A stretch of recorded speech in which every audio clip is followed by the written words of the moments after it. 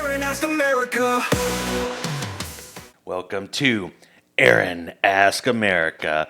On today's episode, I have a phenomenal lady of God that I've been waiting to have on the show. Her name is Miriam, and I just am so excited to have her on. She is probably like the biggest fan we have because she's like, I've listened to all of them. So when she asked to come on the show, of course she's going to be able to come on the show. So Miriam, thank you so much for coming on the show. No, thank you for having me. I've truly enjoyed listening, right? Especially somebody I know from church, so that makes it enjoyable.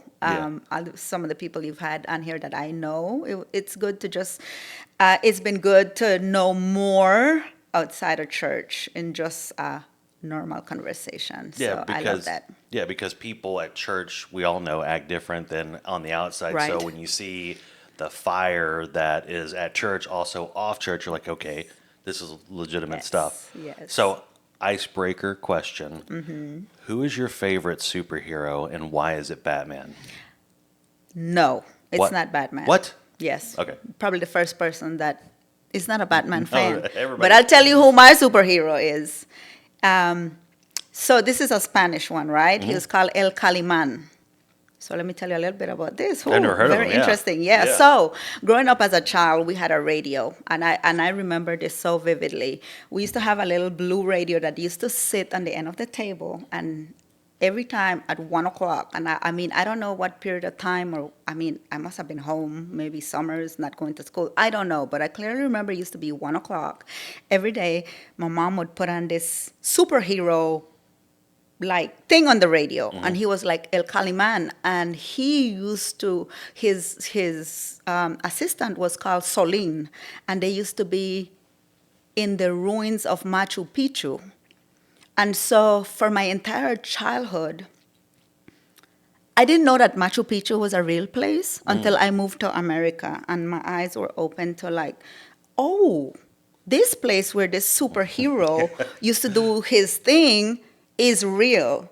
And then Machu Picchu became the place that was the number one bucket list of my life. Mm-hmm. And I visited Machu Picchu on my 50th birthday, and I felt like a child all over again. Was the superhero there? Was he there wasn't still defending? there. He wasn't defending, but the ruins were there. Yeah. What was his superpower? They used to just be up there in the Inca ruins. And I don't know if you know what Machu Picchu is, right? I don't, but I know about the Incas. The Incas, okay, so they built all these big Mayan ruins, and they used to fight the evil and the enemies coming in that wanted to attack their people. So him and his little assistant, Solin, they would fight the bad guys. Yeah, and were the bad guys like conquistadors or? Yes, from that time. Nice. So maybe something like Batman. I don't know. Yeah. I don't know about Hey, Batman. a guy and his assistant taking up arms to protect their people. That sounds like Batman. That's like a. But again, how do you pronounce it?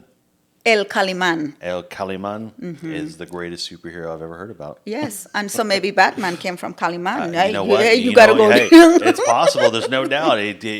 Some guy. I can't remember what year Batman came out. Could have visited Belize and heard about this Peru guy. or something. Yeah, let me go back to So America. my American version of El Caliman. Yeah, you never know, right? And so he was a radio. Radio. Yeah, radio Yeah. thing. So you'd sit around as a family and listen to it. Was it a daily thing? It was a daily thing that I can recall because I used to look forward to the next adventure. Yeah. It's like those things that keep you, and I'm sure that's how it works. Yeah. With telenovelas, it was the same. Because Superman started out as well, I believe, as a radio thing, and I think they had a Batman radio thing as well before TV and all that. So there's these crazy stories that are out there that you can still listen to audio-wise, and then they're all like, in today's episode of Gotham takes over, blah, blah, blah, blah, because they spoke differently back then, and I never found out why that they spoke back then, and the reason, until recently, where the mics were different, so they had to raise their voice because the mics didn't, I guess, interpret. So that's why when you listen to the old school stuff, they all talk like this. Yeah, they all talk like this, and blah blah blah blah blah.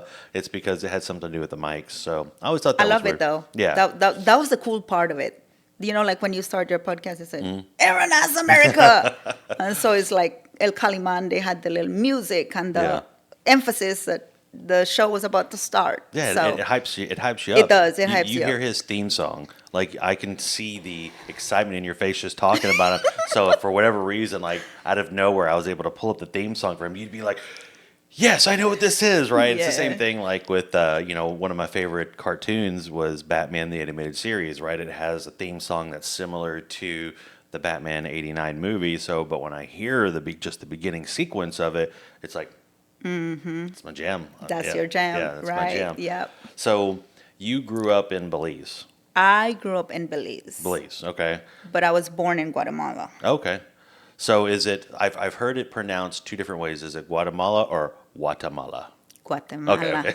It's Guatemala. There's a guy out there, his name is, oh my gosh, what is his name? He played Sulu on Star Trek and he pronounces it Guatemala. Guatemala. Guatemala. Depends on what accent Yeah, you yeah. want from me. I Um, mean, George something. Well, I can't believe I can't remember his name. But so growing up in Belize, like what were y'all aside from listening to the radio? Like, what did you do growing up in man. for fun? Oh, for fun? Yeah. When I think back about our childhood, I don't think we grew up in a generation and an era where fun was a thing. So for fun, if I really think back about it, one of my fondest memories is we used to play hide and seek under the light of the moon because we didn't have electricity. Oh. We didn't have electricity. We grew up with oil lamps. The gas and Yeah. we used to use the coffee bottles with the cotton shirts through the top, and that used to be our light for maybe the first like 15 years of my life before we moved to the village. So those years, I fondly remember.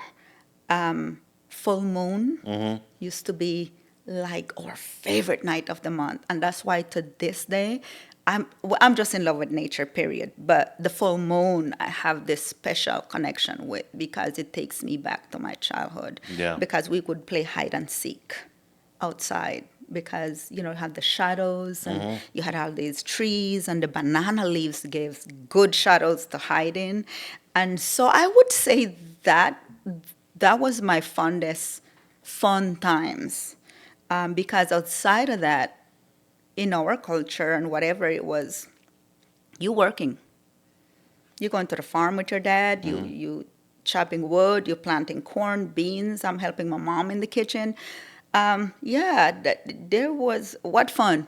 Yeah. Yeah. Looking back on it, you're like, hey, Yeah. yeah. So a typical day, you would wake up, and your mom would wake you up, and then it was time immediately to get to work. Get to work. Like getting the food ready for dad. Absolutely. Yeah.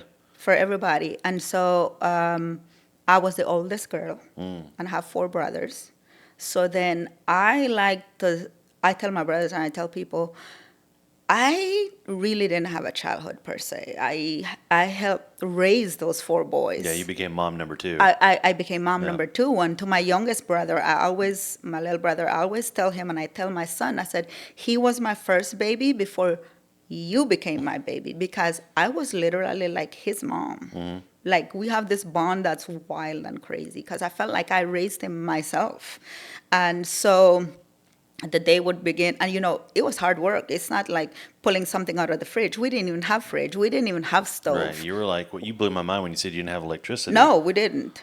We had to get wood. So we have to light wood. You have to grind the corn in the mill and make tortillas. And and once we became a school age and we went to school, and you come back and it's like there's always chopping of the bushes. You always got the plantation to go to. It was always work. And I think that's why my fondest childhood memories of having fun with my brothers was the hide and seek under a full moon. Yeah.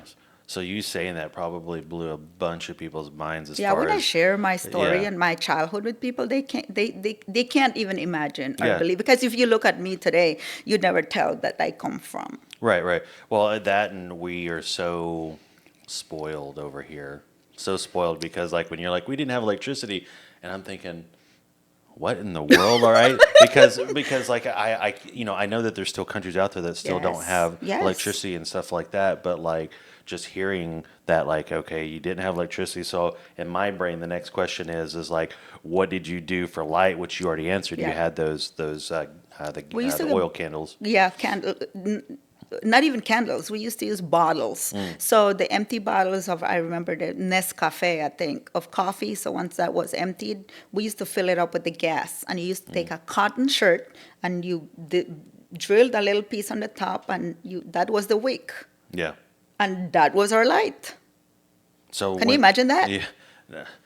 Sometimes yes, because when we have a thunderstorm here, the lights go out. Yes. I'm like, we're back in the Stone Yes, Age. No, we're yeah. not. No, No, we're no. not, because in like an hour the light will come back Yeah. on. But so like when the sun would go down, Mm-hmm. right, and it wasn't a full moon, like because y'all's light was dependent on candles, did y'all immediately have to go to bed Yep. because the sun went down? Yeah, for Okay. sure. We definitely went to bed early.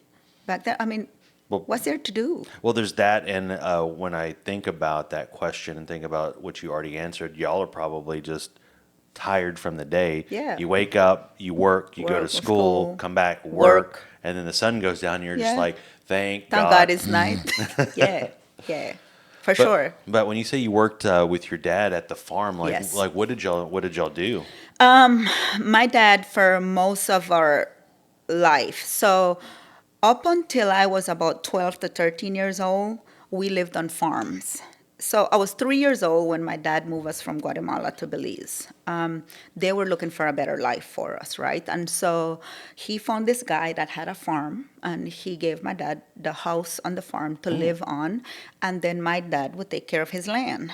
And with taking care of his land, he gave my dad land to work to feed us, right? And so we would have to clear land. My dad planted corn, acres and acres of corn. We grew our own beans. We grew our own chickens. We grew everything. Wow. So when people are on this big bandwagon over here about growing your thing, I'm gonna go like, sure, right. That's how I grew up. We literally raised everything we ate. We didn't buy anything. We were very self-sufficient. Yeah. As far as I can remember, it was probably about 15, once we moved to the village. Now we're more civilization and more people is that. So now you start seeing the little shop down the street and you're like, oh, well, maybe I want a pack of bread, Yeah. It started shifting a little bit from what we grew up eating, which is corn tortillas, beans, our own chickens, eggs. It was an everyday thing. That's what we did. That we ate what we raised. And my dad was a hunter. My dad was a great hunter. Interesting. So He like he hunt. would go out and come back In the and be like, night. shot a deer. We're eating good for Big deer. Yeah. We would get up at the night or whenever he got home, and we'd clean that, skin it, and everything, and whatever. So he would shoot deers. We have this animal, which is my favorite up until now. It's called the gibnut. So it's like a rodent. It's a family of a rodent. When Queen Elizabeth visited Belize for the first time, they fed her the gibnut, and we like to make this joke that the Queen never went back. Probably. I'm not going back. I'm not going back to eat no rodent. So that is my favorite meat is the gibnut. When I took Keith to Belize, he tried it and he actually fell in love with it. Oh, did he? But people always go like, "Oh no, Yeah, that's gross." That was going to be one of my questions. Was like, what you took Keith there that he Yes. did, so he liked it too. He liked it too. So this rodent, like, Yeah. what is it? Does it have its own distinct flavor, or is it like chicken? Is it No, like, it ain't. Everybody say everything like chicken, but Yeah. no, it's the meat is. I can't explain it. Mm-hmm. I can't explain it. So, I mean, It's but you love it. different. You love It's it. different. So, yeah. I love it. Yeah, it's good. So on the map, okay, Uh-huh. because I'm not too familiar, like, how far is Guatemala to Belize? Depends on what part of Guatemala you live, right? So we're border. I think Okay. we're border on the south by a part of Guatemala and then on the west, and we lived on the west. So like whenever like my grandma right now, she goes across the border and it's Guatemala. It's Melchor. So it's a neighboring Okay, see, I didn't know. town city Yeah, see, right there. Yeah, I didn't know that. For some reason, I thought Guatemala was like an island. I don't know why. No. But it's corrected. So now I know it's Yeah. part. It's land. Is it considered? Is it mid? Is it Central America or is it Southern or is it South America? Central. Okay. So Was it a culture shock moving from Guatemala to Belize, or was it basically the same? I think I was too young to know that if I was 3 years old when we Okay, I'm sorry. I'm moved. sorry. I thought you said 13 when you moved. No, Okay, 3 years three, old. three. Yeah. Okay, yeah. So I don't. What age was it when you first had electricity? Do you remember I think that? I was about 12, Hmm. 12 years old, Did it 12. did it shock you when you first saw a light bulb? Like I'm just trying to get Yeah. so when you walked into a house and you saw like light in the middle of the night, you're like, what is going on there? Because again, I'm spoiled. Like there's never been a Right. moment where I've never had a light bulb in the house, right? Yeah. The most that I can tell you that I've, and again, I know what this is going to sound like to you, but the most that I've ever come close to anything like that was I grew up at a point in East Texas where I guess my parents ran out of money, so they bought these kerosene heaters. That so when it got cold outside, we had these kerosene heaters. So like if we ran out of kerosene, There's no we were heat. just cold. And we Uh-huh. cooked our food on the kerosene heaters and everything. Okay. So again, I know what it sounds Yeah. like, but like that's the closest that I've got Yeah. because even when the lights went out, there was like a kerosene heater that kind of made the living room and our rooms glow a little bit. Yeah. But you walking into like a little town and seeing electricity for the first time, that's potentially a wild experience.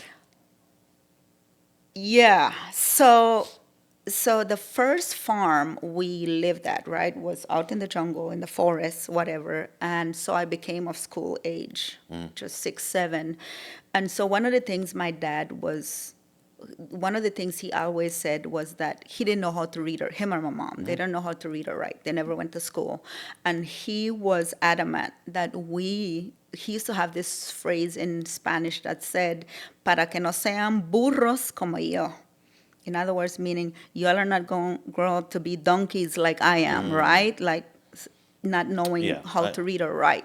So when I became of school age, we still lived on a farm.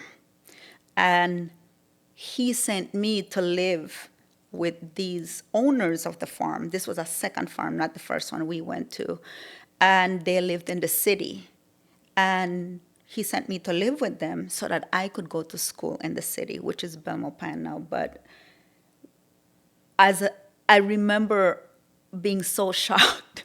One of the images that stays with me to this day is, I'm like, I think that was the first time I'm like, man, these people are rich. It's Yeah. like, oh man, like you saw richness. I'm like, oh, this is, and I don't even know how I knew what rich was back then. I mean, but Right. I knew that these people were, man, this is a whole different life. They had a refrigerator, Oh, and okay. I opened the refrigerator, and there was stuff in there, like oh my gosh. And they gave me my own room with a bed, like a bed with a mattress and whatever, because we slept on beds made out of sticks and boards. I never had my own bed until I was 12 years old, and it wasn't a mattress, it was a sponge. Yeah. So all this while, we slept on something hard. So when I went to live at their house to go to school, talk about shock. Yeah. Yeah, and then one of the images I was telling you stuck with me since then is she used to have her little afternoon tea, that little carnation milk and tea, and I'm like, man, one day I would love to have that. And so now when I do drink my tea, I always think back to as a child seeing Yeah. that and going, man, like this is out of this world. Like if I could ever get to do something like that. So yeah, it absolutely blows your mind. Yeah, so like when they introduced you to your room and that bed, do you remember the way it felt when you laid on it the first Man, I time? don't remember. Oh, I don't remember what that felt like at all. because like I would assume that that you just kind of just because even now when you get a comfortable mattress, you just kind of just Yes. lay on it like this. Like I could just imagine you being like, Man, this it's is like soft. yes, clouds, clouds. Probably so. Yeah, Probably so. But so young and I yeah. can't remember everything. Yeah, how old is school age in Belize? I think it started at 5 now. I Is it think I started 6, 7, just because we weren't. It right? wasn't like readily accessible to So, me. is it government mandated? Like, does the government, at the time that you were that age, did the government force you to go to school, or was it something where the parents just had to, because, over here, if you don't take your kids to school, you could get in trouble, that sort of No. stuff. But over there, was it just like the government didn't care, or do you even know? I don't even know. I don't know. And even to this day, I still don't know if this government mandated. Like, Yeah. there's so many rules and laws in Yeah. Belize and nobody enforcing it. I don't know if there are rules and laws. But I do know for us, it was just that was one thing my dad was bound Yeah. on making sure we got an education. Good for him, right? Yes. For him to know that, and I'm sure he did the same thing for your brothers as well. But like just the idea of seeing electricity for the first time, and like I could just see in my, because I'm dramatic when in my thoughts of like what I would have done. It's like you sit there and like as a kid we play with like the windows going up and down in the car, but like going into my room for the first time and just being like Okay. on There's off, light. right? And then just realizing that like, hey, the sun goes down and there's still a Till way to light. have light Yeah. in the room. It's mind blowing to me. Yeah. Again, And most of maybe I was going through all yeah. that. I mean, who knows? I don't remember. I just remember the lady sitting down with her cup of tea every afternoon. I'm like, this is like rich people stuff.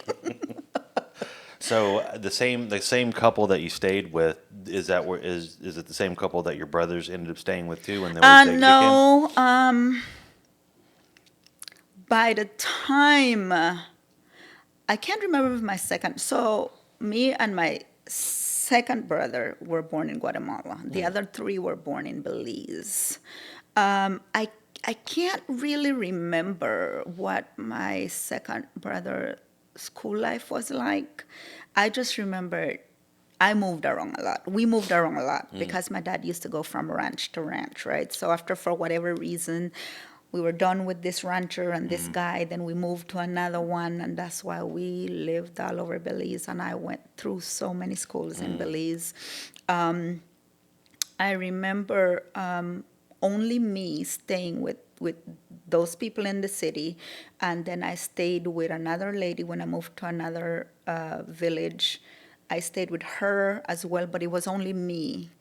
And then my first memory of me and my little brother going to school together was we had moved to another farm, but there was a truck. There was a truck that would pick us up from my dad worked on an orange orchard, and we'd have to walk out, and the truck would stop by and pick up the kids, and we would jump on this big truck and go to school. And that's now that you said, I never thought about it until you asked. That's the first memory I have of me and him going to school together. So maybe that was the first time he went to school. I Yeah. don't So know. was it like all the kids just jumped into Jump the truck. the bed of the Bed of a big truck, truck. and then just they were drove off to school? Yeah, we had like boards across the truck, and you just found a place to sit down, and Yeah. we went to school. How are the kids? Are they the same as over here as far as like were they mean, or because of maybe humble beginnings and everybody having to work all the time, like nobody was, because over here you have, what it's like. Yes, Was there any of that over there at all? absolutely. Okay, so kids are kids no matter what part of the Kids world. are kids no matter what part of the world they are, no matter how rich, how poor they are. And I think that's something I can absolutely appreciate now because, you know, I used to think that a lot of things only existed in Belize with, people, poor people, or the culture or whatever. And I moved to America and I'm like, we're all people Yeah. with all the same bad habits and or good habits or whatever you want to call it. But yeah, definitely. So we were illegal in Belize for a long time, right? Because my parents came through the back to Belize. And I don't know how, maybe we talked about it, or how people found out, or if they found out that we were Guatemalans, which is what we were. When I look back on it, I suffered a lot of bullying in Belize for being Guatemalan. So if you don't know, there's always been this claim. Guatemala has always claimed that Belize is a part of Guatemala. There's always been this claim over Belize. And so there's always, even now, like recent right here, right, that Guatemala claims Belize. So there's always been that animosity, is that the word? Yeah. Between. And so it passes on to the people. So I had to deal with a lot of that, where I was called names. Yellow belly pania, they used to tease me because, or tease us, that we only ate corn tortillas and beans. What were they eating? They ate flour tortillas. Oh, so So the corn and the flour were two very distinct. yeah. The flour was for the Belizean people. They ate flour tortillas. The Belizean people. All us foreigners that came from Guatemala and whatever, we ate corn. So we were looked down upon. Even Sounds though, wild, so right? yeah, so it was the same food. It's just one was a tortilla that was corn tortilla, and the other one was flour. Still beans and all that stuff, but it was the tortilla. Interesting. Okay. Very interesting. Now, when Yeah. I think about that, I'm like, man, it's like as human beings, we will find something to Yeah. look down on another race or another person. Yeah. And so, man, yeah. And then I was very smart in school, and so I was bullied for being smart. And then I had long black hair. Oh, I was bullied for having straight Spanish hair. Aaron, it was the wildest things.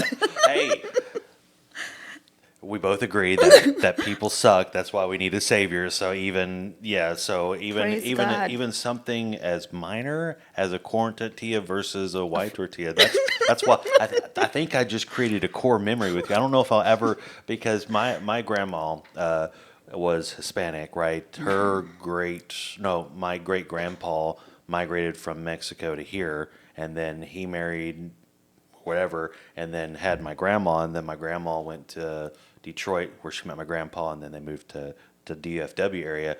So like I personally like when she would make tortillas, it was Right. always flour. So like when I got introduced to corn tortillas, I was like, they're good. I enjoy them, but like I grew up on grandma's flour tortillas, so like, but just so you blew my mind. I'm not even kidding. Blowing my mind is like everybody is like in the same spot for the most part financially. So Uh-huh. the only way that they could figure out a way to make fun of somebody is you eat corn tortillas. You eat corn That's tortillas, wild to corn me. tortillas and Yeah, beans. And then you're Guatemalan. yeah. And that's why, the yellow belly pania is what they used to say because our tortillas were yellow corn, So it changed y'all's bellies to yellow, I guess, I guess. or maybe the yellow in your stomach while you're Whatever, digesting. something. Yeah, I don't yeah, know, yeah. but yeah, Kids, right? That's ultimately what it boils down to. Yeah. yeah, definitely. And so, I mean, and I didn't, back then we didn't call it bullying or anything. We It was just just growing up, right? growing up, Yeah. you dealt with it and whatever. I remember once we moved to the village when we owned our very first little house. I used to be scared of the kids. As soon as school was over, I used to be running home because I did not want to be picked on. Right. Because you didn't know if it was going to escalate Yes. from words And to those kids would violence. be Yeah. out there like fighting on the street, on the road home. Yeah. I didn't want to be a part of that. And I felt like I was picked on quite a bit for no reason. So as far as your school goes, did they have K through 12, or was it through a specific like? How did you know that you were done with school? We don't have the whole elementary, middle, whatever, right? Yeah. We have what we call primary school. First grade, I believe, to sixth. Okay. Oh, no, we actually, well, I don't even know if it's first grade because we have what we call infant one, infant two. Maybe that's Preschool. preschool. Like a maybe? version of preschool. Yeah, Yeah. and then we go first to six. After six, after what is standard six, which I believe would be, man, I don't even know. Because the kids back home go to high school at 12. They're graduating high school at 16. So I don't there even know was how that 2 years. equates. So when Dexter graduates, he should be 17. So just a couple years younger than I feel than like we average. graduated high school early in Belize. And so in Belize, your primary school, which is called your primary, that's it. If you're going to high school, so that's run by the government. But most schools, I don't know what it's like today, but most schools, even though they were ran by the government, per se, they were ran by the Catholic Church. Okay. Today, I'm not sure what that looks like. if they are more like government schools versus those, yes, they were government, but they were run by the Catholic Church. And so up until Standard 6, what we'd call Standard 6, that was mandatory per se, or that's what your goal would be, is to get there. High school was not free. Okay, so you had to pay for high school. You had to pay for high school. So once you're done, if you couldn't afford high Afford. school, then what? You just went to the farm Yeah, or back to the farm and just did it full time at that point? yeah. Do whatever. That and this is what is so hard in so many ways when people say, "Man, why would you move from Belize to here?" Well, the opportunities. Yeah. What do you do? Like you said, what you do? What are people doing? Once you get there, and if you don't go on to high school, then what? But even so, let's say that you did go to high school, you got like whatever the graduation Degree of was. that. Like, what is there to do? Like, what are so? There's got to be rich people in Belize. Like, what do the rich people in Belize do for like a living? I think the people that have, or you would call rich people or whatever, they're very independent. They have their own businesses, right? Which is the main thing. Like a grocery store, yeah. Yes, grocery stores more than anything.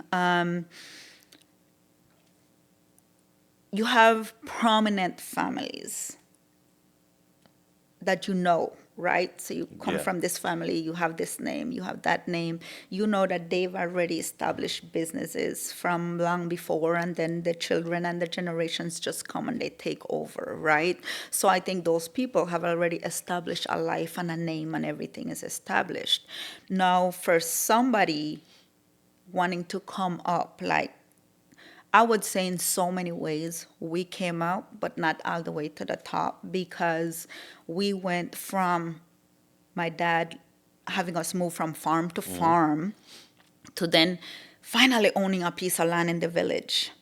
And he finally built our first little house that wasn't ground floor and sticks and thatch. We still had that for our kitchen in the back, but our main little house had half a cement bricks and board, and it had zinc roof. So for the first time in our life, we had something better than we've had our whole Yeah. life. He And worked this, his butt off for it. Like, he worked his literally, butt off yeah. for it. Yes, he sure did. And then, so once our life improved and moved up a little bit, what he did is they started trading, like bringing stuff from across the border, Guatemala, like I told you, because it's right down the street, Yeah, yeah. per se, an Yeah. hour and a half. He started bringing stuff from there, and then he would go sell it down the village. So, like, my mom and my dad would take bags of stuff every Saturday. They would take the bus and they would target certain villages along the highway, and they would go sell clothes. Smart. My parents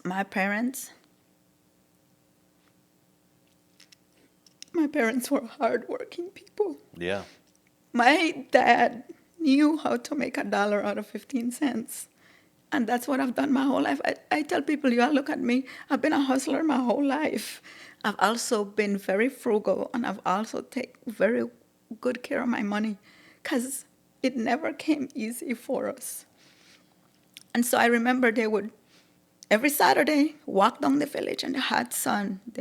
My mom used to take a couple villages with my little brother, and then my dad used to take some other villages farther down the road. And listen, they didn't know how to read and write. They used to give people what we call credit, right? So people would take, and they'd come back, and the next Saturday, and then they would do the same, collect some more and sell some more.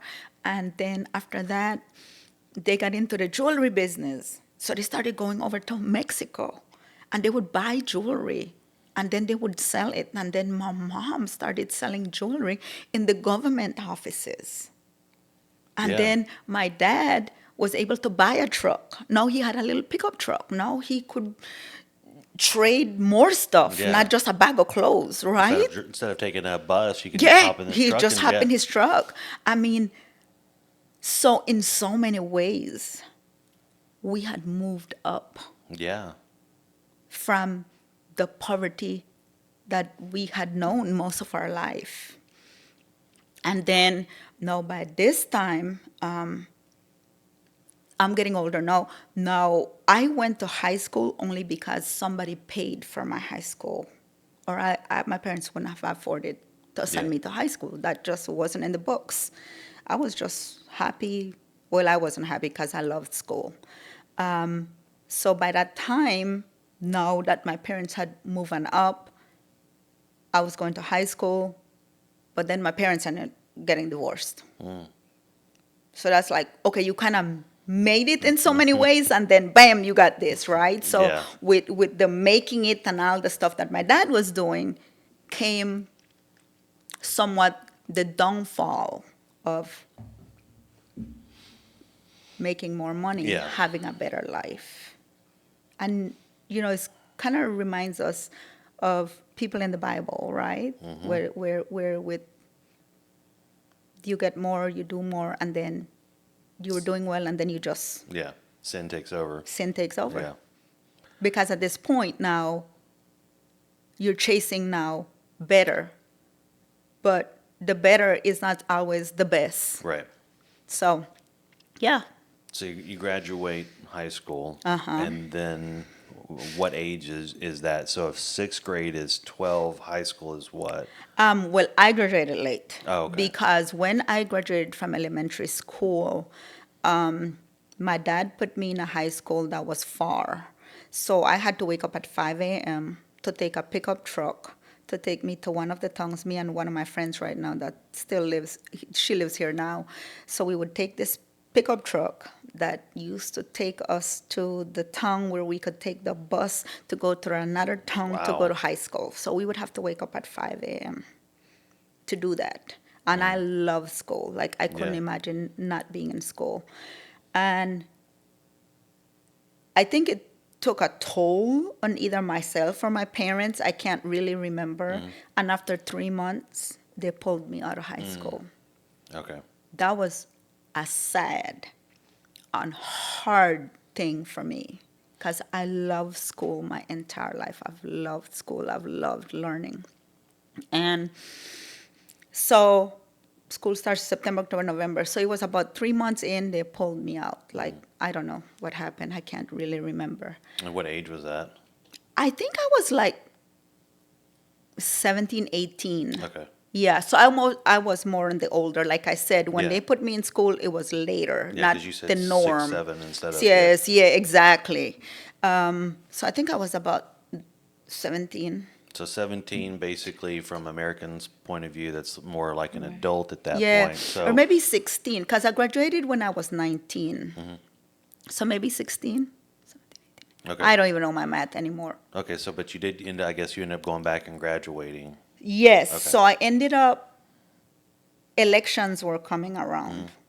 And with elections come all these people that visit people in the villages and making promises and all this and all that. And so this lady that was campaigning for this guy said, hey, listen, I know this young lady. She's absolutely smart. She loves school. Her parents can't afford to send her to high school and blah, blah, blah. And he came and talked to my parents, I guess, and whatever. And I wanted to go to school. And I remember him saying, if y'all can come to my house, he owned a grocery store, a store in the town, whatever, and he lived like upstairs. Said, just come this Saturday night if y'all can make it.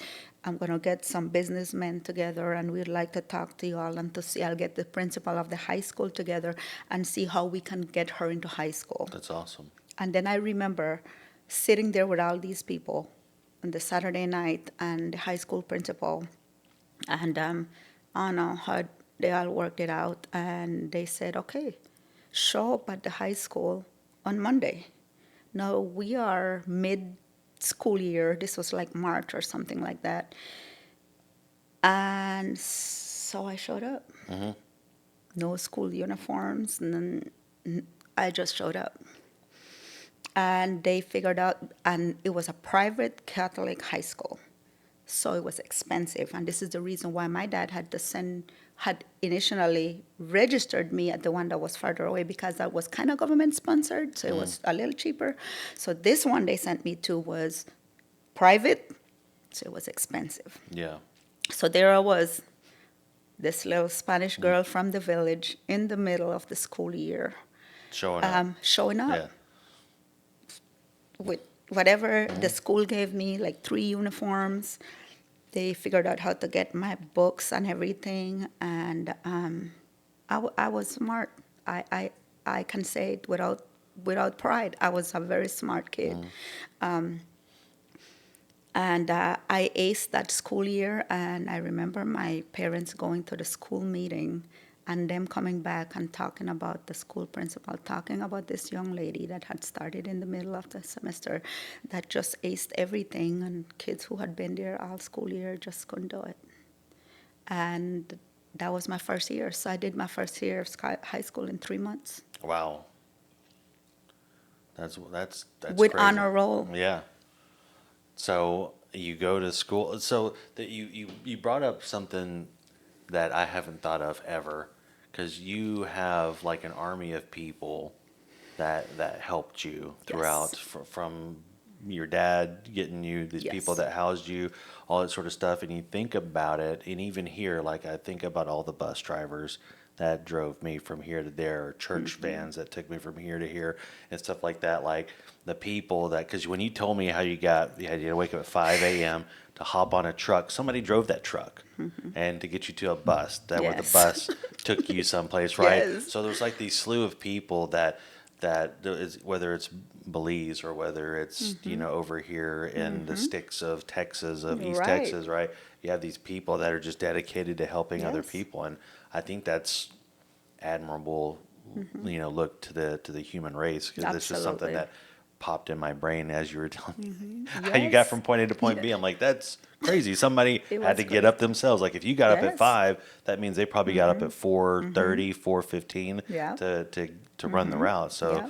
that's kind of wild. But you graduate high school, I right? graduated high school. You said 18. So is 18 in Belize considered an Yes, adult? it Okay, is. so you're an adult now. Yes. So do you say, Mom, Dad, peace out, I'm going to do my own thing? Or like how, like, because what I would like to, what I wanted to do once we get to your high school portion, like how do you get from graduating high school to America? Oh my, that's a. I don't know if that's a huge age gap, because I don't know what age you So I came here. graduated high school 18. I was going to be 19 in November, and I moved here at 27. So that's Okay, like so a 10 years, 10 yeah. year whatever, but kind of a lot happens in between that time per se. So for me, you know how we were talking about what do people do, right? Right, yeah. What did you do for No, 10 you years? graduate. Yeah. What do people do? Even if you go to high school today, that's why a lot of people try to leave and go somewhere else because there are not too many opportunities. Today, if you go to Belize, it's way more developed than it was 25 years ago when I left, Yeah. right? We have call centers in Belize today, but, they pay them a measly Yeah, three. $2 or $3 an hour or a day or Absolutely. something like That's that. exactly what Yeah. it is. It's wild. It's crazy to me. And so there are more opportunities now, but the population is bigger too. And so back then, the most sought after, I would say, is working for the government. And so as a child, with my dad not being able to read or write, and with him having to do government business and not knowing to speak English properly, because English is the language of Belize, and he would pull me out of school whenever he had to go do government business to go interpret for him, right? And so I would be mad whenever he Yeah. pulled me out of school. I never missed school on my own, ever. You loved it. Why would you? I love school. I know when I look back on it, sometimes I wonder, did I really love school, or is it because it was a way to get away from not doing work at home? Both. Both. Right? You know? Right? So I used to be mad when he pulled me out of school to go interpret for him at these government offices and whatever. And I used to look at all these women in the government office with their little uniforms and everything. And I used to dream of one day, man, if one day I could, work in one of these government offices. And so that's why I was so wrecked when my dad pulled me out of high school, because without high school education, I couldn't make it there. Right. So once I got into high school, did what I had to do, graduated. So we graduated the June, So by then, I was already in love with what was my first husband, which is the father to my kids, my two kids. Um, I was in love, and I graduated high school.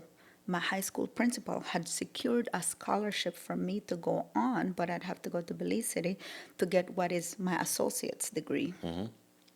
The atmosphere at home was very toxic, with everything going on, my mom and my dad. And I was in love, the atmosphere was toxic, and all I wanted to do was get out. I turned down the scholarship and I got married. So I graduated in June, I got married in December, and I left home. And so I was home for like 3 months, and then I have my friend who was working at the statistics office, and this was a statistics year. And she reaches out to me and said, "Hey, you want to come do some temporary work at statistics? We're needing some data entry people." I'm like, "Heck yeah, I want to," right? And so she got me a temporary job, and I started, and I was so happy. I'm like, I'm in one of these offices that I always dreamed I Yeah. wanted to be in, right? I was like, man, this is cool. Like, I felt like important.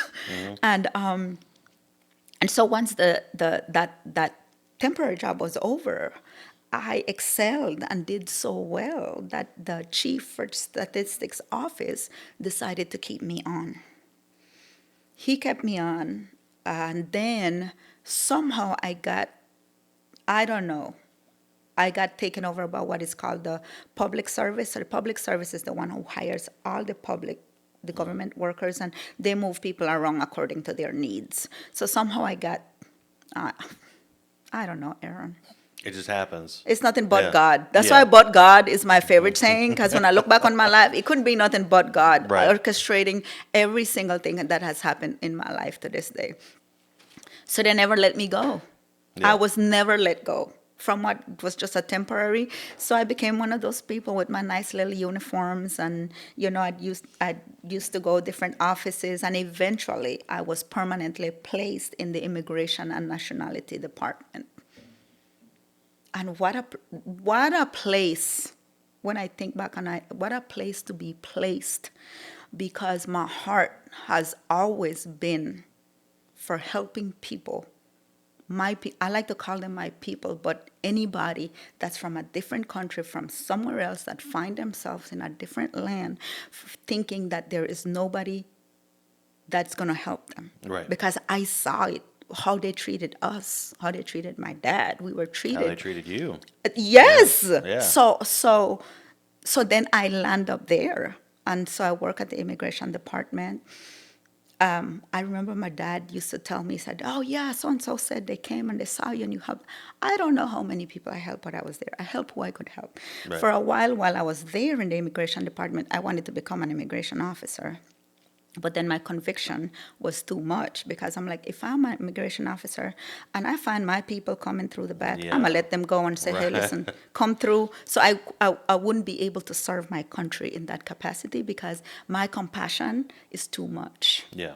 I couldn't uphold the laws of the land, because my convictions and my moral values are way higher than the laws of the land. Yeah. And so I used to ride out with the immigration guys sometimes and go up, and I'll see how they'll pick people up. I used to go to court and interpret for them sometimes. And it wrecked my heart, Yeah. because to me, those are my people. Well, you did exactly what they were doing. Absolutely. So you know that they're coming from to what they're trying to get. So, yeah. Yep. So while at immigration, my dad moved to the U.S., and my marriage wasn't the perfect marriage. It was a very toxic marriage as well. And so I came and I saw my dad for a month. He was in New Jersey. He had moved here. No, my dad moved from over there to over here. And so he came illegally here. So he came illegally from Guatemala to Belize. We became citizens in Belize eventually. And then he came to the U.S. illegally as well. 2 illegal moves make a right, right? Praise But he God. went to New Jersey. to So New he Jersey. went really far. Really Yeah. far. Yeah. And so my stepmom, he had remarried. She was there, and that's why he ended up there. And so he said, "You want to come here?" And I had a lot of vacation with the government, so I took a whole month off, and I went to see him. He bought my plane ticket, and I think that was one of the times when there was a lot of. When I was young, I hated my dad. I don't know if there's anybody that can truly say I never hated my dad at some point, right?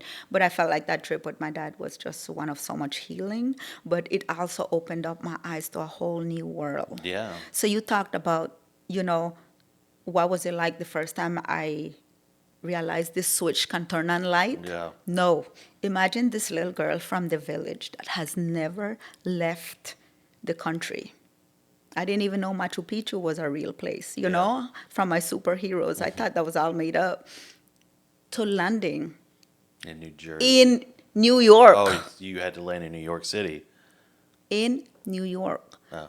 No, that I vividly still remember because I was 26. Right. I could not believe for the life of me that there were so many lights. Yeah. Because, and I landed at night. So go figure. Yeah. I could not. I'm like, my goodness.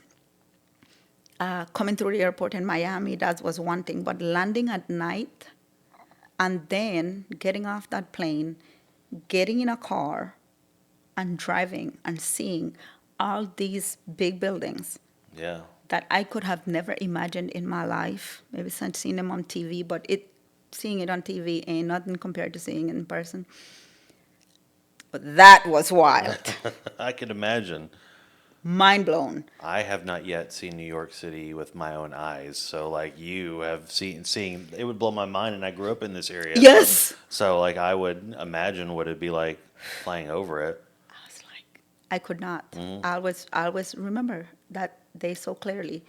And so that was the first time I came to the US. So when I came, I was 26. And then I did a little waitressing job. I'm telling you, I've been a hustler my whole life. I never know how to sit still. I'm always trying Right, to figure out how to make more money. Or So how you're getting to, paid from the The government, government. but then you're waitressing yeah, here. illegally too, Yeah. because Uh, whatever. Yeah. Yeah. A little restaurant down the street, they love me because I speak English and Spanish, It's a little Salvadorian restaurant. I started making some American dollars, boy. yeah. What? What you talking about? What? What? I'm picking up more money in a week than I'm doing back home for a month. I was mind blown. The next thing that was mind blown so my dad lived in Plainfield, New Jersey. So that's where I came to for the first time in America. The next thing that blew me away, I'm like, well, I thought there was only white people in America. Oh, okay. I was like, there's a whole bunch of Venezuelan, Colombian, Nicaragua. Every race you can think about was there. Yeah. And I could not wrap my head around that. Because, growing up in Belize, you hear about the U.S. I thought, they make it sound like there are no trees in the U.S. It's all tall buildings. So there are trees in the USA, Yeah. and there are big rats, especially in Texas. Yeah. So that was mind blown to me that I'm amongst some of my very own people over Yeah. here. New York is like a huge melting pot Huge of humanity. melting. Yeah. Yes. And the American dollars? Uh-huh. Yeah. And so my marriage then was not good.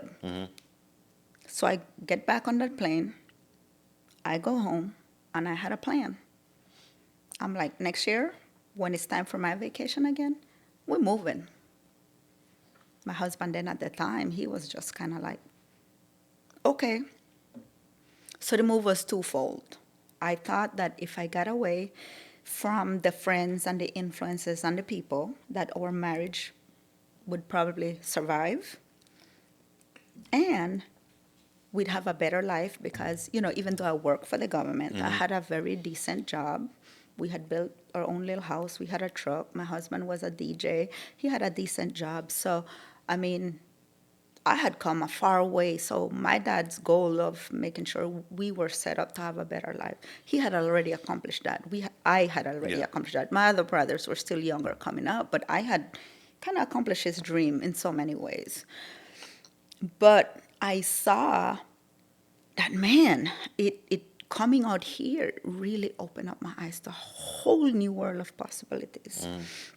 So I thought, not only can I save my marriage, because I wanted my marriage to work, but I could also give my children more opportunities as they grow up, and in turn, do the very same thing for them that my dad had done for us when he moved us from Guatemala to Belize. Yeah. And so, following year came along, and I put in my vacation, told him I was going to take a month, but I sold everything. We packed our luggage, and we came over to the U.S. with $1,000 and 4 suitcases of clothes. And did you go up to New Jersey where your dad was? I went there to New Jersey where my dad was, and that was short-lived. It wasn't as easy as it was the first time because now I had a husband and 2 young kids with me. Yeah. It just happened at the same time. And I mean, now I can look back and say, it's not just happened, it's all a part of God's plan. My mom was here in Fort Worth.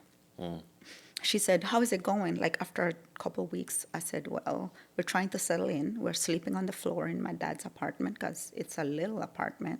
We're sleeping on the floor, hard floor and everything. I'm trying to get settled in with a job. And my husband then was trying to get a job. I had made some friends from the year before, so they were trying to, help me Yeah. move around and whatever. But it felt hard. And so my mom said, well, come to Fort Worth because I think you're going to like it here. It's not as big and overwhelming as it is over there in a bigger city, right? She said, this is more like less Yeah. Spread out. spread out. Yeah. And I remember it was, I think it was Labor Day weekend because I remember the Monday was a holiday. We took the bus from New Jersey all the way to Fort Worth. I can't tell you how the bus ride was, but we came on the bus, and that's how we ended up in Fort Worth in September of 2000. August 13th was 25 years since we moved to the U.S. Wow. Yep. That's wild. Wild. Yeah. I have now lived longer in the U.S. than I lived in Belize. So, because I only know you with Keith, so of course you had mentioned your first wife's Yeah, or my first first. husband. That didn't work out. So, how did you meet the man of your dreams? Oh, man. The real man of your dreams? Listen, Because I don't know this story. I don't know how y'all met. I know. But before I go to that, I've been married and divorced twice. So, divorced my first husband that we came here with. A lot of the things that, like I was telling you earlier, that I used to have this misconception that certain things only happen there because, it's a culture, it's a smaller country, people are not this, that. I suffered a lot of domestic abuse. So my husband was abusive physically, spiritually, mentally, everything. And I'm not going to say I didn't have a part in that because I've been stubborn my whole life. So I always fought back, so I didn't de-escalate it. So a big part of moving here was like, okay, maybe if we're in America, like this doesn't happen in America, right? Because this Right. is America. People are people, Well, right? Yeah. That's what I was thinking. Once we get there, he's not going to do this. So we moved here and the abuse still continued. Yeah. And so once I realized, but the difference with being here in America versus back home is that even I tried to leave. I left once and I came back. When I moved here, but let me back up a little bit and let me clarify this point. So when we came, I came with a visitor's visa. So my visitor's visa was only good for, I think they gave us 6 months. It's not good to work. But when we came, I came with the full intention that we were going to live in this country and we were going to stay and we were going to be illegal. And if one or two things was going to happen, it was going to work or ICE is going to get us and we're going to be deported. Yeah. We're going to make it work as long as we're going to make it work, right? So that was the mindset. And so when we came here, he still continued in those patterns. And so I had to call the police even here.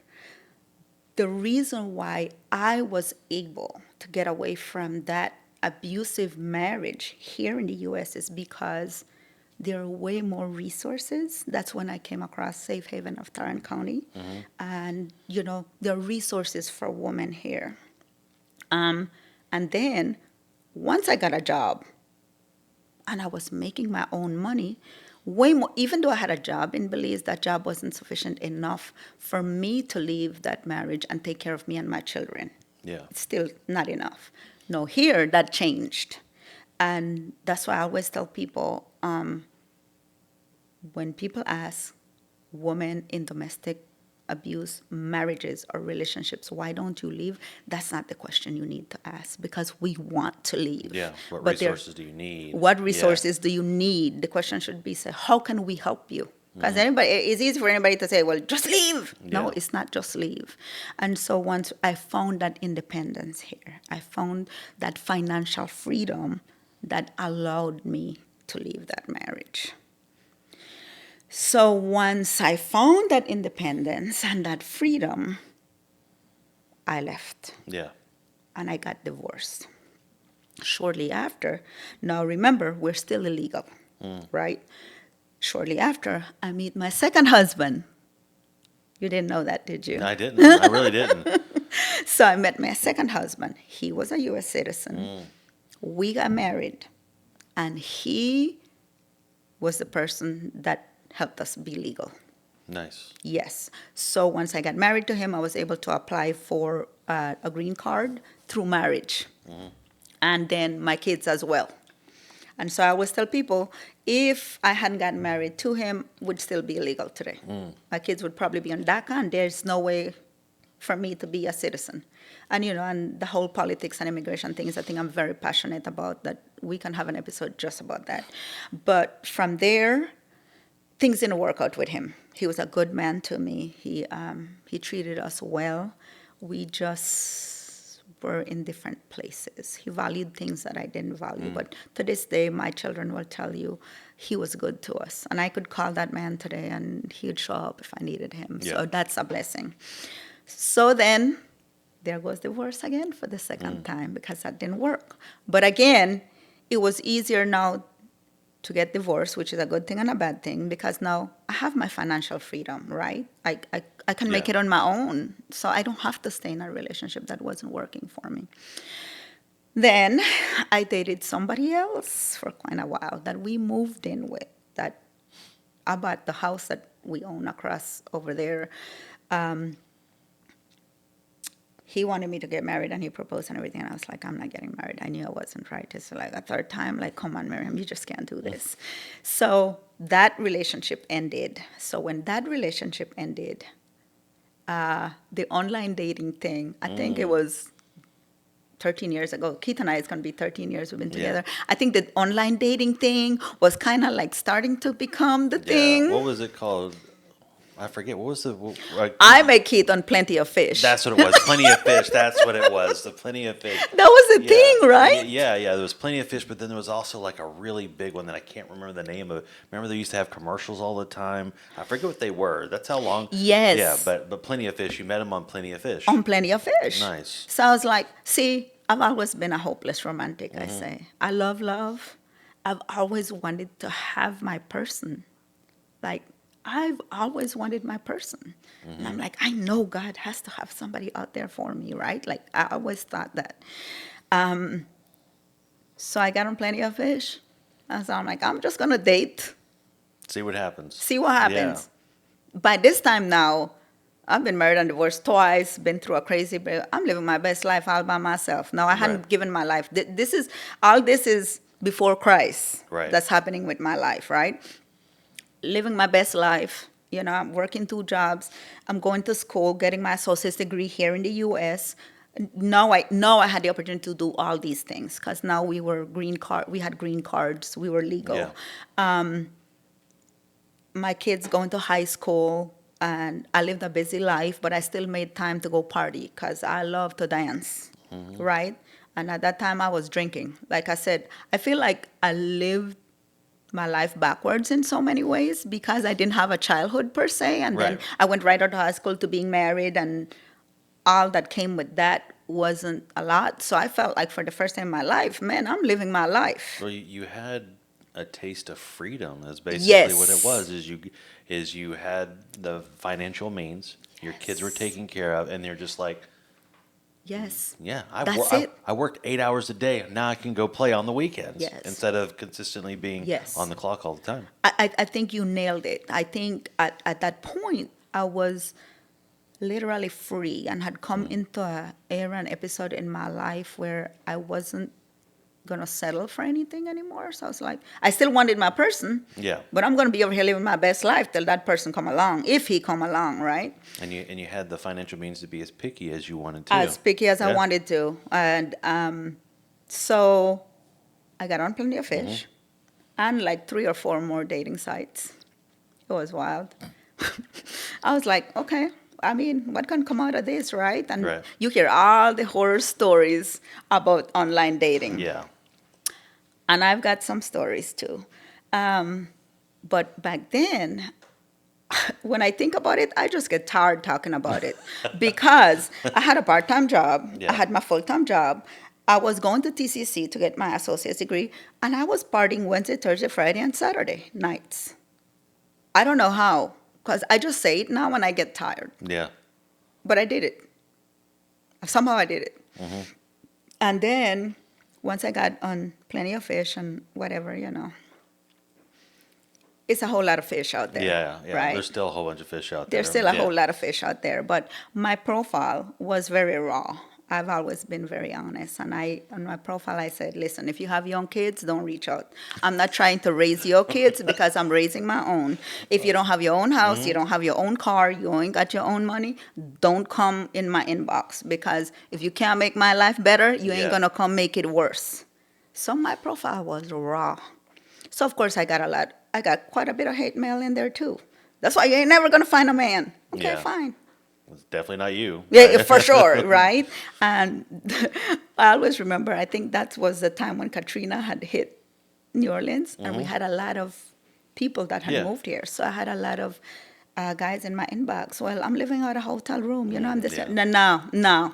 Block. That's it. Yeah. Yeah. And I used to have all these messages, and I remember, so Keith found me on there, right? And he can tell his side of the story, but I remember I used to have a routine. So I never used to check my inbox. I used to check my inbox every Sunday morning after I woke up from being hungover from being at the club all night Saturday.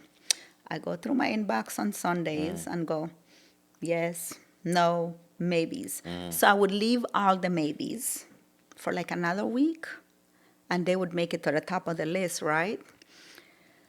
So Keith, I go, maybe. So he had made it on my maybe list. He stayed on my maybe list for like 2 weeks. And then it was like January of 2012. And I said, okay, I'm going to have to do something with this guy today. He's either going to have to go or I'm going to reach out. And so this might sound bad, and I don't care because I'm not afraid to say it. I love black men, but I need educated, well-spoken black men without their pants sagging Yeah. below their butts. Your preferences are your preferences. Yeah. And that's the truth, right? And so my thing was, I'm going to send you my phone number because I need to hear what you sound like. Yeah. That was just it, and that's the truth. So the Sunday I decided, I'm going to send this guy my phone number. So I sent him, I said, hey, bro, here's my phone number. So now if he tells a story, he was like, who is this chick? Because he messaged you 2 weeks ago. Yeah. Right? And he's like, who's this chick that just sends her phone number out like that, right? From his side, he's going, that comes across as somebody that's easy in so many ways because now Yeah. you're giving me your phone number. Well, he didn't understand till he heard why I did Yeah. that. And so he actually texted me, and we started texting often. And one day he says he made a mistake, and he called. We talked for like 2 hours that day. just talked about life. Yeah. He had 2 sons. I had 2 children. My children were my life, my focus, my purpose. His boys were the same. He was going through his stuff. I was going through mine. And like 2 weeks later, so it was probably towards the end of January, we met up for the first time at Broncos over there by TCC because I had to go to school. He was like 30 minutes late. And during our first date, face to face, I asked him straight up, I said, "Are you trying to get married again?" And he said, "No." I said, "Good, because I am not paying for another divorce." Wow. That's it. It was Yeah. straight up. And that was it. I mean, we're here Yeah. going on 13 years. God is good Yeah. All the time, right? all the time. So you meet him, you date him, and like, and that may be him right there. Can we pause it real quick? All right, so that was your hot and sexy husband that interrupted us. Yes. So we answered the door. So where we left off, where we left off was you had your date. Yes. Both of you agreed marriage was not in the future. Not Y'all in were the just going to future. be friends, Whatever. talk, all that sort of stuff. And then, And then I kissed him. Yeah, and like you were 3 months "This is later. it." Oh, 3 months. Yeah. Okay. So we met like for the first in-person date in January. We continued talking. I continued dating other guys because to me dating is dating. I'm Yeah, out there. and plus you weren't looking for marriage at the Yeah, time. at the well, yeah. I didn't know who this guy was, if he was gonna work out. He still gives me a hard time because I didn't invite him over to the Super Bowl party that February. But I didn't know who you were. I didn't Yeah, know where this yeah. thing was going, and so we had MK Sushi. That's our place. So we had a day date that Saturday, and he, I was partying down at Cassidy's. That was my chairs. Everybody knew me there. I used to go there, drink. I felt like even if I was drunk, I was taken care of. Everybody, Yeah. DJ knew me. And so he was like, "You're going to be out there later?" Of course I'm going to be out there later. And he was like, "Okay, I'll come out there later." And so something happened between that lunch date and that night being at Cassidy's. Because up until then, he was just another guy I was dating. Yeah. And I found myself looking at that door and looking at my watch, waiting, yes, for this guy to walk through the doors. Now it's like 11 o'clock. And I was like, man, I wonder if he's coming. Now I'm getting out, whatever, right? So I guess I had gotten myself in an entanglement already, and I didn't even know. So about 11:30, I spot him coming in through the door. And I didn't even think about it twice. And I'm sure a few drinks in was all the courage I needed. And I walked right up to him and I kiss him right on his lips. And you were like, "Will you marry me?" And he was like, "Yes." Not so quick. Yes, so that was the night that I kissed him, and Yeah. that was when I knew that there were feelings involved, right? And I actually had a date with another guy the Sunday. I woke up the Sunday and I said, "Hey, listen, man, I can't go on this date." And I canceled that date, and we kept talking and everything, and we just it developed, and I don't know how long after I canceled all my dating stuff, and so did he. And he was going through his divorce at the time. And so we have a joke where whenever we celebrate an anniversary, like next year it's going to be 13, so it's going to be 13 going on 11. Because he says, he pissed me off because he said the first year didn't count because he was still married. And then I spent the second year trying to get rid of him for saying that about the first year. So there we go, 2 years. He said the first year didn't count, and I was like, how dare you think that was my time? My time was precious. How dare you tell me that year didn't count? And I was pissed. Spent the whole second year trying to get rid of him, and he wouldn't go nowhere. And so once we got on board after that second year, life has been good. Shortly after that, so going back a little bit to now I'm going to go into how we came about to getting married and how my life changed once I gave my life to Christ. So when I told you that in school in Belize, it was ran by the Catholic church, right? So I went through the whole Catholic thing. I did Holy Communion, confirmation. I used to have to go and confess to the priest. I used to make up things to go confess about Yeah. because I didn't know what to confess. Most of my confession was stealing my dad's money because I told you they did all this selling and stuff. So we had a lot of little change everywhere. So most of my confession was always based on that because I couldn't think about what else to confess about. Yeah.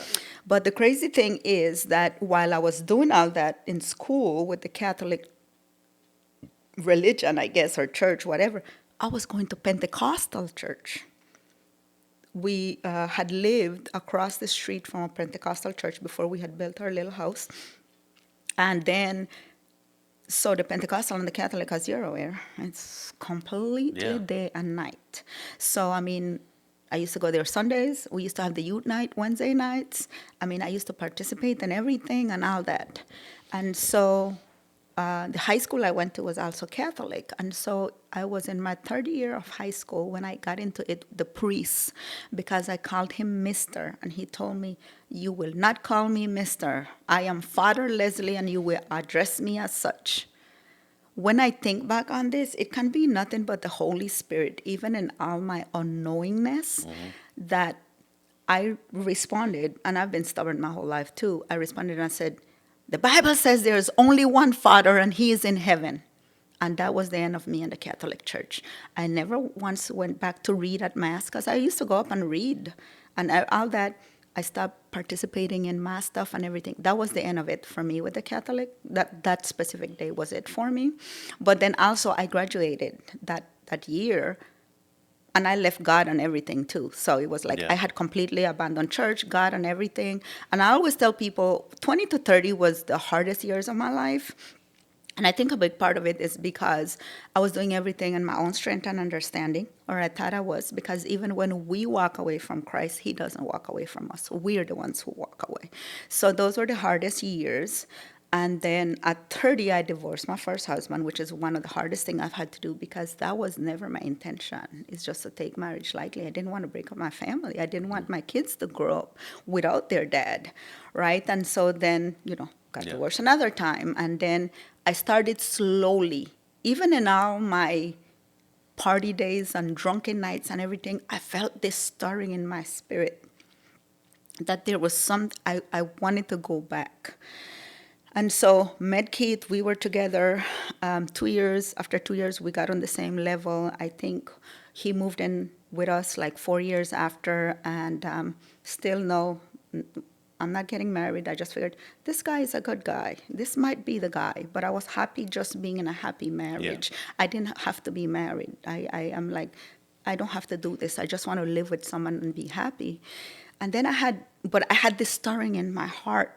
I always felt, right? And this is the part that's always wrecks me when I talk about the goodness of God, because when I look back over my life, and specifically on how He pursued me, He literally pursued me because in those years, I literally felt it in me that I wanted to. And I just made all these excuses, right? Well, which church should I go to? Or this, whatever, not to go, not to find a church. And then my friend Nicole would post that she's going to Gateway, right? I met her at the gym. She kept posting. Every Saturday at 4, she'd be at this Gateway church. And the more I got to know her, I was like, this girl is no nonsense like me. Like, we're out here, we're just going to say it, tell it like it is. So I was like, they've got to be doing something right in that church for her to keep going, right? That's what I'm thinking. And so one day I texted her, I said, you went to church Saturday? And she said, yeah. I said, okay, I'll join you. And that was June 17th of 2018. I've never looked back. I went to church that Saturday and never looked back. And then with that, now, as you start reading, as you start allowing the Word of God to change you, no, it was not okay not being married, Okay, how can I be up here in the church, be living with a man at home and not being married. Yeah. And so we knew, Mm-hmm. and we knew that at some point we'd have to get married. So that was 2018. We put the plan in place to get married in Belize in 2020, and then COVID shut us down. Oh, yeah. Yep. Yeah. So almost like, so we went down to the courthouse, just me and him, with our mask on, and we got married in front of the judge. And from being married twice, it was the most beautiful wedding ceremony conducted by a judge. You know, it's Two people that loved each other. yes, Yeah. yes, Connected by God. by Yeah. God, because Beautiful. it was nothing but God. Because for the third time, I didn't do it for me. I didn't do it because it was something I wanted, but I did it because the Lord had convicted us both. And I knew by then that Keith was the guy for me. And so for the third time, it was ordained by God. Yeah. And that's all I can say. I think you did pretty good. I think he's a pretty good guy. I think Yeah. so too. Yeah. I I do like think him. so. I think we should keep him around. I we think should so keep him too. He around. ain't going nowhere. Yeah.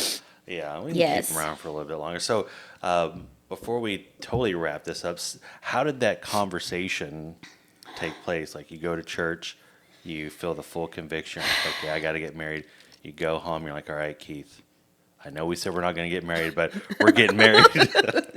I think the Lord was working in both of our hearts. Yeah. That I don't think it was a conversation that was just had. I think it was something that just was understood. And I remember us being at one of my friends. She was having some party, and I clearly remember that was the first time sitting in their living room that he said, or I said, or we both said, we should get married in Belize, and when would we do it, right? And I think that was the first time that it was said at somebody else's party, Yeah, like this yeah. conversation happened. That's how, at least how I remember it. And I remember being very adamant that I didn't want an engagement, that don't want this, none of that. Keith said, this is not about you. This is about me. Because you got to remember that when he met me, I was at the most selfish place of my entire life. After being through everything I had been through, I wasn't putting up with nothing. It was going to be my way or the highway. Yeah. And it was that simple. And Keith just, he didn't care. He just came along, went along.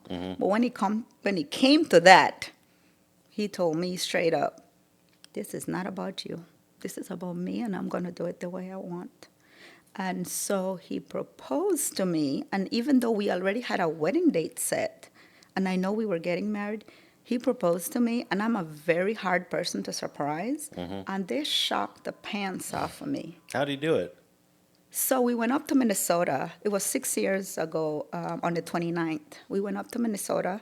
We were always up there. Cooper was playing a game, and right after the game, he had planned it with the kids. His son came up with us. Nothing strange, because he comes up with us sometimes. And after the game, Cooper comes up with this little red box, and he goes, here. And I look at him and I go, what is this? And there's a picture where he's like, I don't know. So I thought, oh, he's giving me a gift because I'm such a great grandma and I'm always there for the games and everything. And so I opened this box, and it's an engagement ring, and Keith falls to his knees. Oh my God. It's been the greatest surprise of my life. And I cannot imagine having missed out on that. Yeah. Had he done it my way. Yeah. I may have to change the name of this podcast because Jackson told the story about how he proposed, and he did it all. He did in East Texas craziness. So that's like 3 podcasts where people have told how they proposed. Yeah, there you go. Yeah. You're onto something. Yeah, it's true. So for me personally, I always joke with Christy. I say I didn't propose to you at all because like when I had my oldest son and him and I practice. He was what, 3 at the time, maybe 4, who knows? My brain sucks. So he had the engagement ring, so he got down on one knee and said, "Will you marry us?" So You that's didn't get down on one knee. oh no, I wouldn't have been able to get back up. I'm just kidding. I would, but yeah, no, I did it because like the way that it worked out was, if you didn't know, is Christy was Brett's daycare teacher, so I was single dad Right. McGee, and then I put him in Bethesda, and that's how it How all y'all went. Yeah, met. so they knew and liked each other before I was even in the picture. So Right. but one last question, and maybe you do or you don't know this. So let's say if the plans would have worked out, where y'all were able to get married in Belize, how does the United States recognize a marriage in Belize? Man, I didn't think about that. Oh, I didn't even think about yeah, that. yeah, I don't know that we talked about it or we didn't even think about it. yeah. Okay, well, I mean, because I just didn't know. I was like, okay, y'all get married in Belize. That's awesome. It's still recognized by God, so it doesn't really Yeah. matter.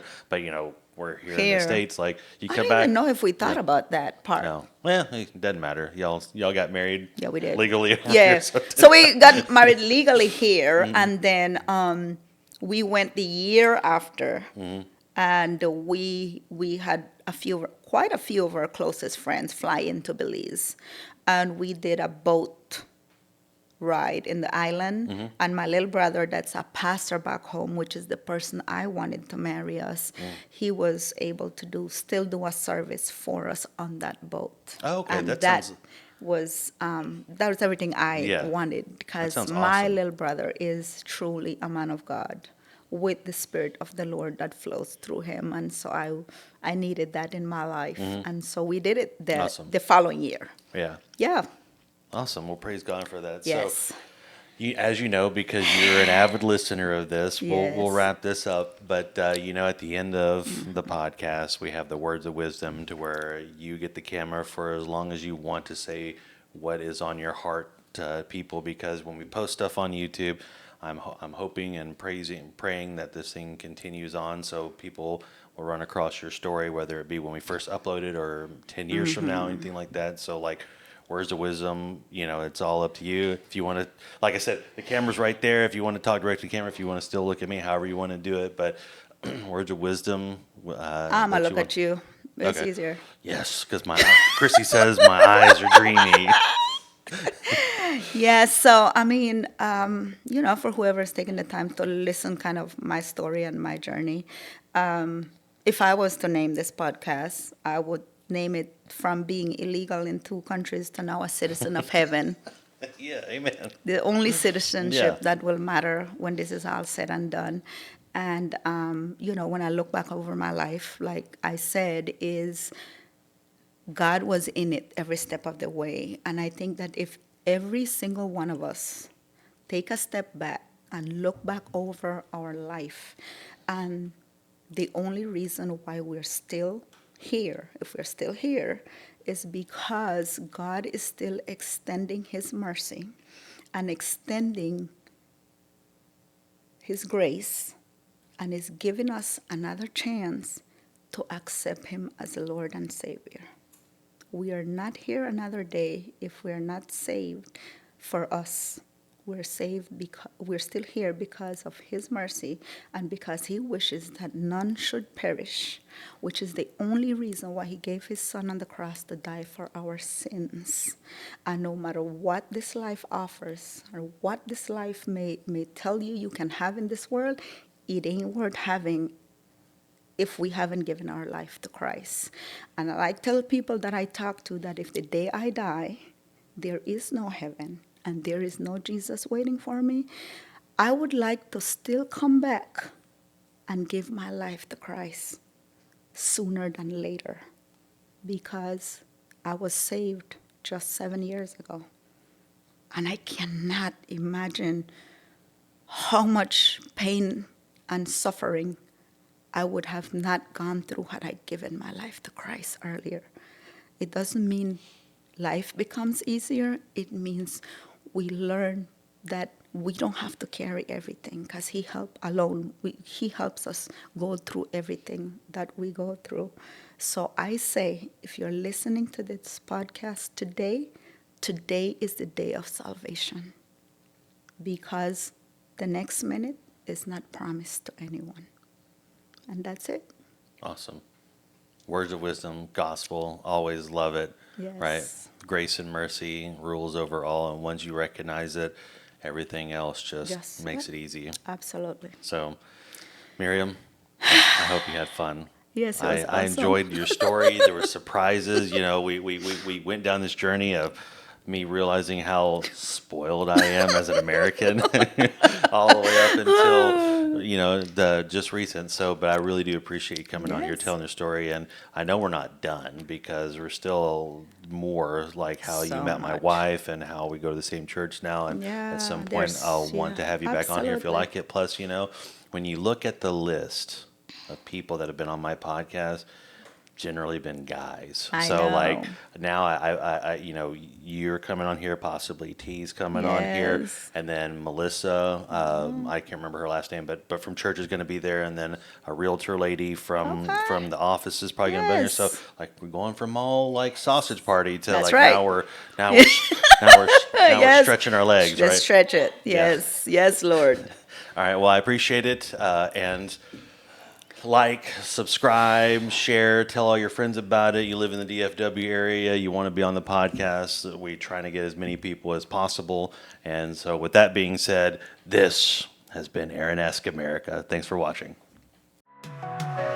Aaron-esque America, we're talking real life. Truth, love, and struggle, no filters, no hype. From the heart of the people to the soul of the land, he's asking the questions you'll understand. Aaron-esque America.